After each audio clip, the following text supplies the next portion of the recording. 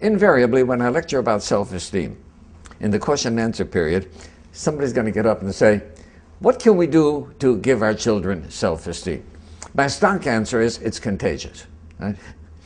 If parents will have good self-confidence, a good self-esteem, the children will pick it up. If parents go around feeling failures, insecure, the children will pick that up. So the first thing I say is, work on your own self-esteem.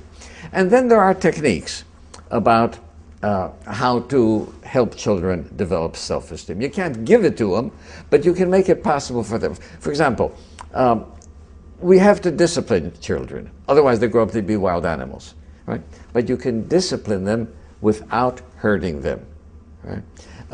And giving them an opportunity to feel good about themselves. I have a beautiful little story about that, right? What happened was, when I was a 10-year-old, right, I was a chess champion, and I could beat anybody. Well, we had a rabbi staying with us for Rosh Hashanah. Rosh Hashanah afternoon, he comes up to me and says, you want to play chess? I said, it's Rosh Hashanah. He says, so you're not to play chess on Rosh Hashanah. What's wrong with that? I played 2 games, and I beat him soundly both times. Later that evening, the shamus, the sexton, comes over, and he says, the rabbi wants to see you in the study. So I came in. My father was looking in the volume of whatever. And, I stood there waiting to be recognized. And he let me stand there for a while. Then he looks up at me and he said, you played chess on Rosh Hashanah?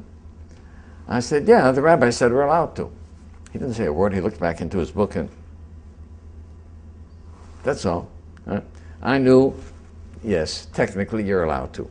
But Rosh Hashanah is a solemn day. It's not a game day. It's not a day. So I got the message, and I stood there waiting to be dismissed. And to be dismissed, he would say, "Geh gesundheit," you can leave. Right? So I'm waiting for that. So he looks up at me, he says, you beat him? I said twice, "Geh gesundheit." You see, he had to tell me that he didn't approve of what I did, right? But I was not going to leave the room feeling bad about myself. And that is the trick of good discipline.